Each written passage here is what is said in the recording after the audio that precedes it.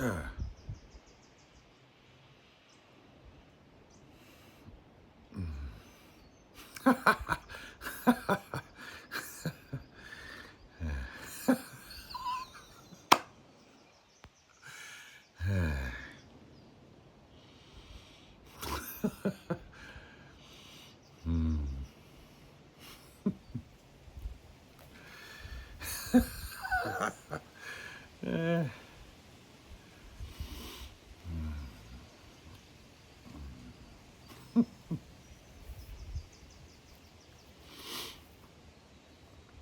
It's nice to enter into a moment of stillness in the mind, beyond thought, beyond thinking, and into a moment of connection with higher mind, with spirit.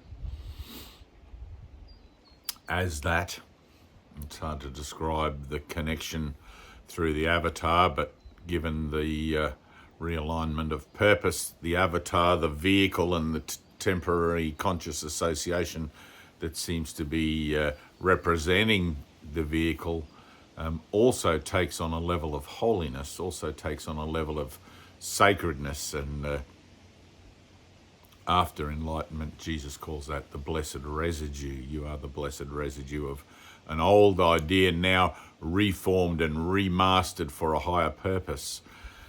And having recognized true self and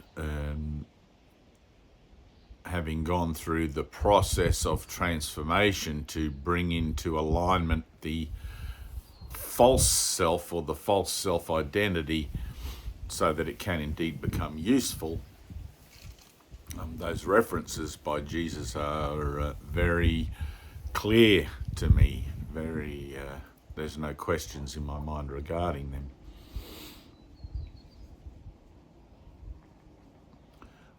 Something that is a common occurrence during transformation is the constancy of always looking at everything, working out where I am in this. What does this mean to me? What is the meaning that I've given it? Which, of course, has no meaning really, but the meaning that I've given it in error, which can now be healed through forgiveness, has to be found, has to be sought out in the mind, and the reflections of one's own experience in the world will bring that into view if there is any kind of lack of diligence in processing one's own karma or karmic residue through internal inquiry, internal honesty. Honesty is probably a good word for it. The rule of thumb that I've developed for myself, and all rules of thumb are temporary, but the rule of thumb that I've developed for myself is that unless I'm talking, if my mind is still narrating internally, then there is still work to do. The mind should be able to attain, to reach and to attain and to maintain a state of perfect inner peace, which is complete silence. Allowing that moment, that transcendental moment of reconnection with the spirit to happen just like it did just then. And that happens any time that I just refuse to listen to the internal dialogue, which these days, thankfully, is extremely minimal.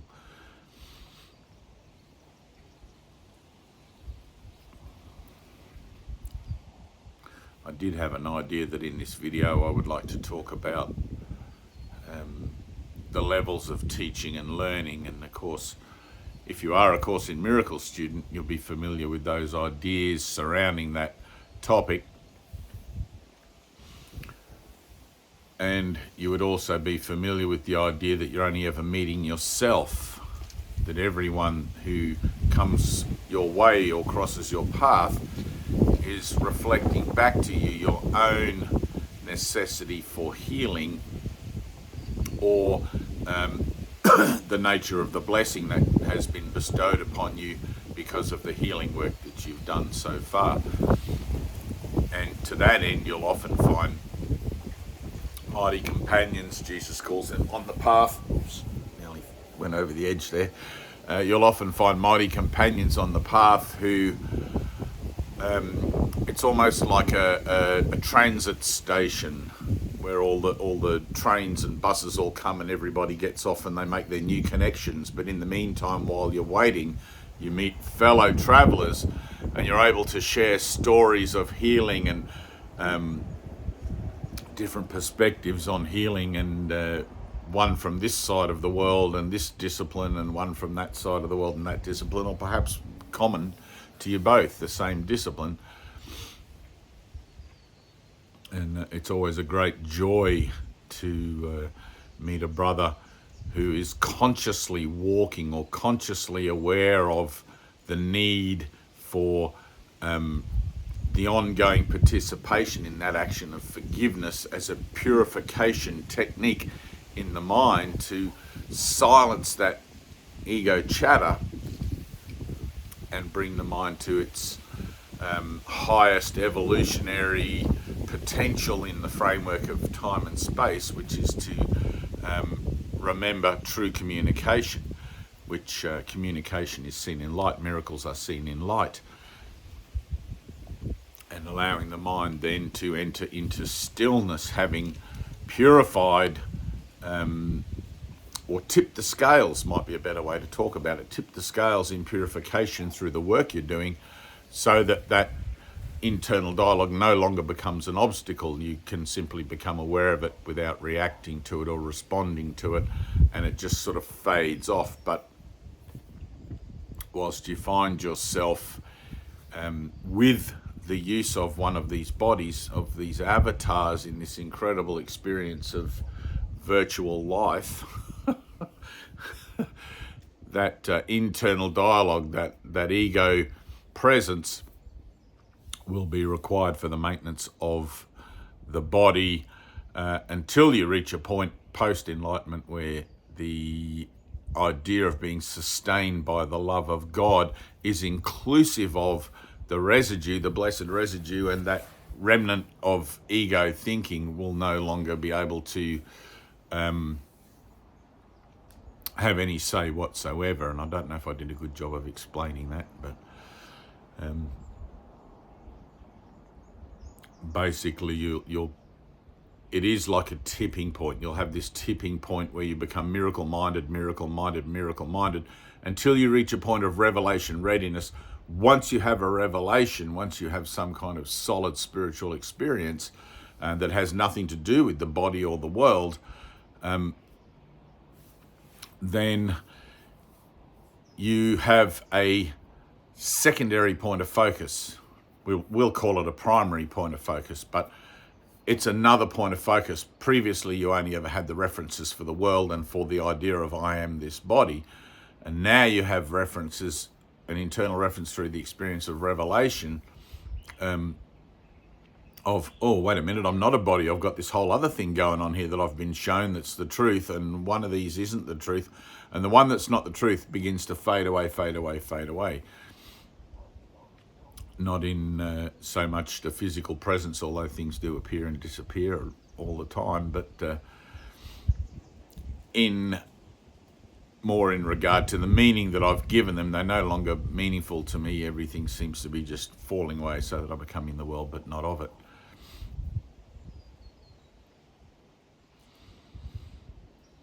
Sometimes you'll meet a brother on the road and they won't be able to hear you.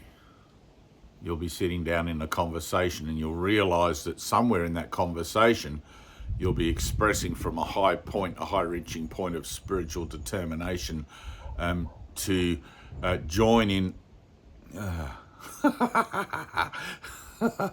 a moment like that together, which is the whole point of learning to communicate in light.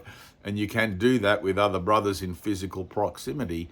But you will realize that there is this inability to join in that simply because perhaps that other brother is new to the path, and in that, how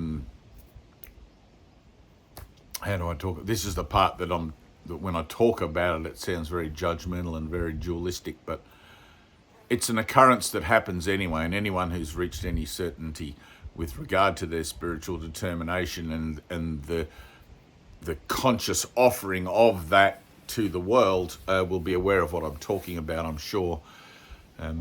I've heard other teachers talk about it as well, and it's something that I guess in the course it would say something along the lines that a teaching learning relationship has begun, and initially there may be more to learn than to teach, and that might be for whoever. And I know that absolutely at one point I had much more to learn than to teach, and in recent years teaching has come to me, with me as the student, from beings of a non-terrestrial origin, and I've recognized through that there is nothing more for me to learn on earth other than to stay in the constancy of the vigilance for the kingdom of heaven within me, which is that state of inner peace, and maintain the open channel like that.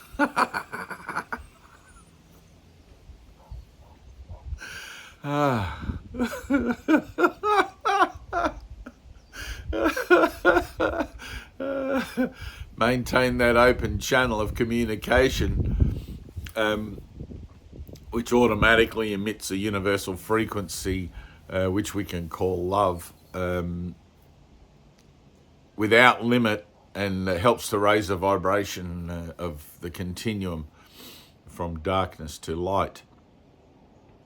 And to that end, I call upon everybody who's got a copy of A Course in Miracles to be about your Father's business, and to simply enter into those relationships with others where the teaching learning mechanism can be forged through the Spirit of Wholeness or the Holy Spirit, so that both of you emerge from that teaching learning situation further ahead than when you went in. And that's a beautiful thing. Sometimes, as I was saying, a student can't hear it, and like Jesus' admonition not to cast your pearls before swine might sound harsh, but of course everybody is familiar with the idea of you can lead a horse to water but can't make it drink. And the spiritual path, being one of a direct ongoing confrontation with fear, is not everybody's cup of tea. You really have to realize what's at stake, and to fall into a kind of a surrender or an acceptance of the fact that, all right, I'm a servant now. I'm serving humanity. I'm serving mankind.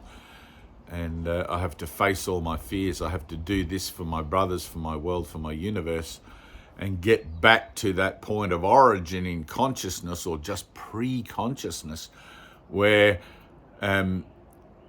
the idea or the possibility of a belief in the idea, which is contained in the expression of human potential, began as the idea of separation.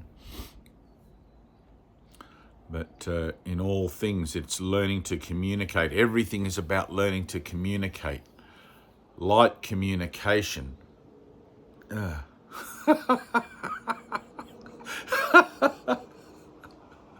Just like that. Breathe. Let go of the world.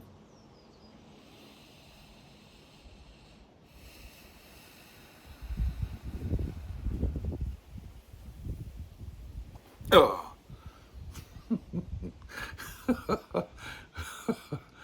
That was a big one.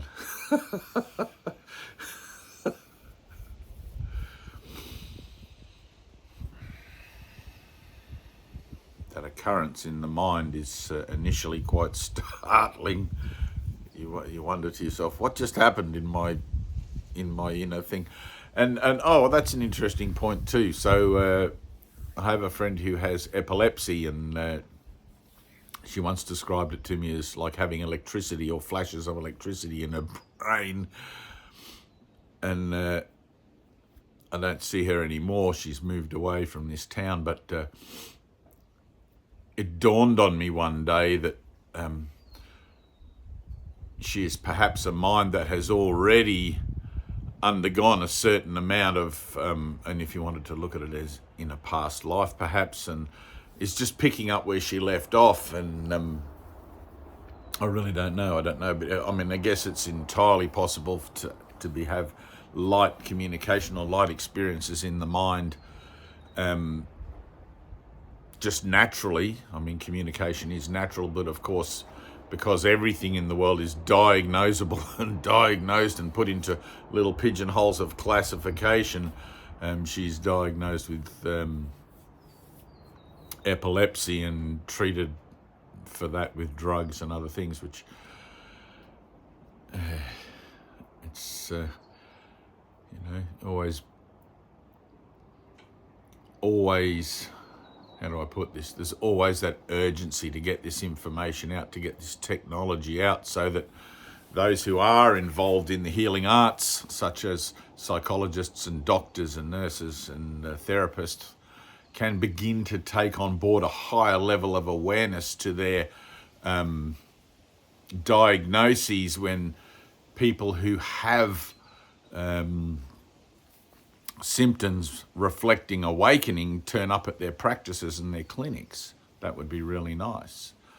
I could offer quite a lot of symptoms that fall into line with the particulars of going through a full-blown spiritual transformation, having been through one myself and having been associative with hundreds of people over the last 26 years who have also been going through the process and experiencing all kinds of physical anomalies, perhaps, and phenomena with the body and around the idea of the body in direct relation to their processing. It's cool stuff.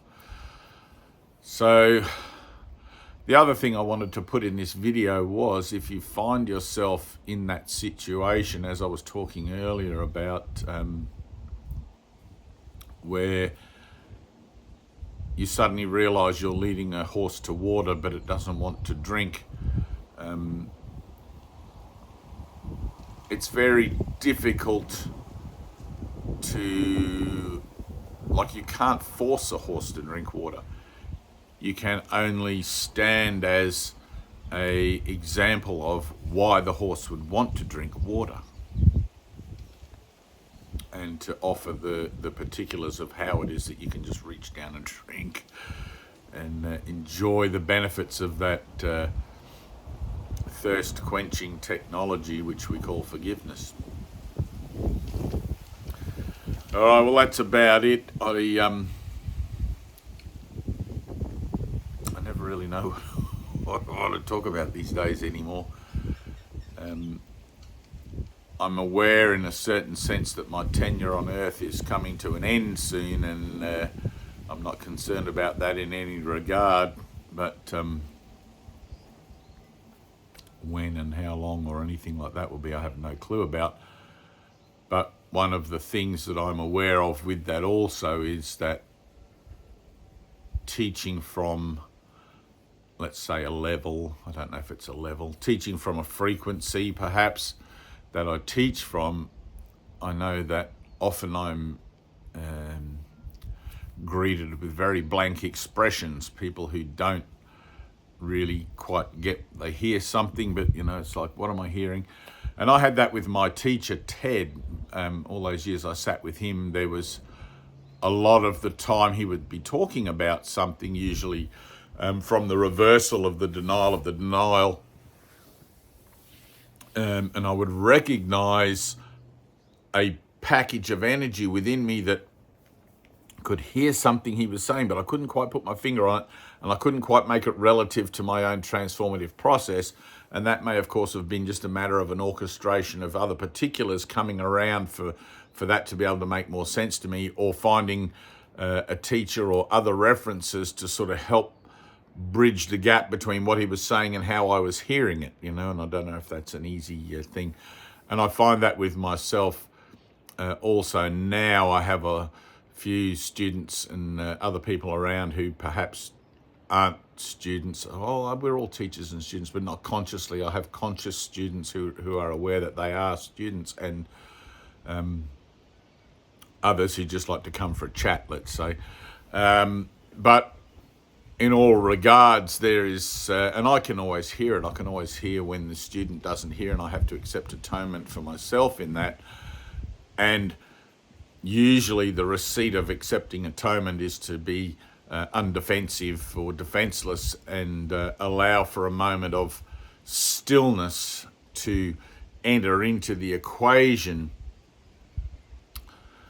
And usually things get flipped over and sorted out in that moment of stillness, because the Holy Spirit enters in there, or the Spirit of wholeness enters in, and that connection can be made. Not always. Sometimes there's too much resistance, and I have people go away, and sometimes I'll come back 6 months later and they'll tell me things like, I wasn't ready to hear it then, and it really scared me what you said, but now I get it. It's like, and they want to come and hang around again, which is fine. And Ted did the same thing. There would be people that would sometimes be gone for a year or more, and they would suddenly turn up at the healing centre, and that the orchestration of things in their life had brought them back around, because it's not at random. Right? Your journey through the earth is not at random. It had brought them back around to a place where they were better prepared to position themselves consciously to take on board what was being presented. And sometimes, of course, it's just a matter of finding another teacher or a different book, and you'll hear something and you'll be like, oh, isn't that what so-and-so said? And you'll be like, now I get it. Bing, the light goes on. So horses for courses in that regard. But anyway, I hope this has been helpful. 21 minutes. That's a good one. All right, peace, and practice miracle-mindedness. Miracle-mindedness. Let everything be miraculous. I don't know how to do this, Lord. I'm just going to let it be a miracle. I don't know how to do that. I'm just going to let it be a miracle. Remember, you don't have to get anything right here in the world. It's just a dream. It's just an illusion. It's not your reality. And recognizing that you can't actually ever get anything right. You can't take it with you when you go, and everything's just temporary, and it's always in stages moving on. You just have to be in the constancy of letting go and staying in that flow and staying open-minded to